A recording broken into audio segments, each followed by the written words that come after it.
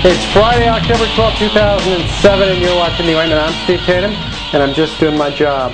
That's what Chuck Yeager said when he broke the sound barrier 60 years ago this weekend.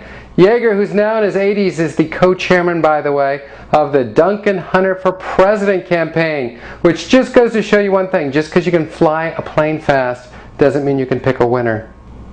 Fridays here on the show, I take a look back at some of my favorite stories from this past week, and here they are. Our top story, former President Jimmy Carter said about U.S. policy, he doesn't think the U.S. tortures prisoners, he knows it. And I fear for Jimmy Carter because now he may be next.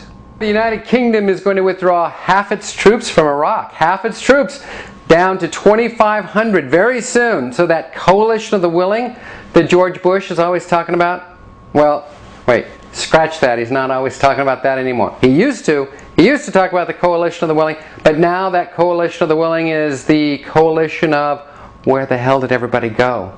The president has a great plan. He says that the U.S. could withdraw half its troops by the end of 2008. Half of all our troops can be out of Iraq by the end of 2008. So says the president.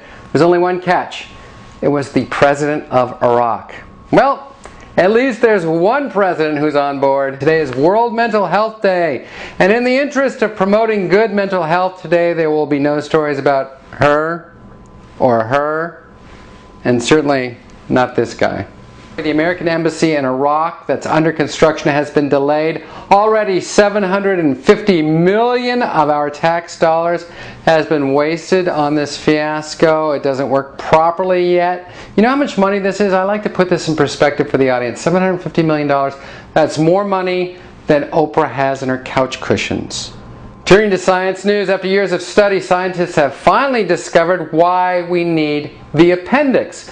They used to think that it was just a useless organ that the body didn't really need, and now they realize that it's good for manufacturing good germs that your body actually needs. Next, scientists are going to do an investigative study and try to find out why the world needs Ashley Simpson.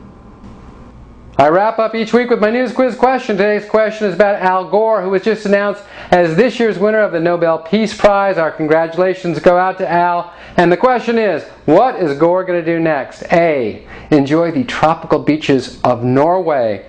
B, put his award in a lockbox. C, feel up Tipper during the award ceremony. Or D, next, go for that Tony Award. And finally, I want to thank you all for all the comments that have come in since yesterday. Keep those comments coming. The $100 award will be announced at the end of the month. And it's clear to me now the kind of relationship I have with you guys. You'll make comments as long as I give you a cash incentive. Oh, by the way, feel free to make comments about the show, about me, whatever you want. But also, I'd like to hear what you think of the news stories that I'm talking about, or stories that I didn't talk about that you'd like to hear me talk about.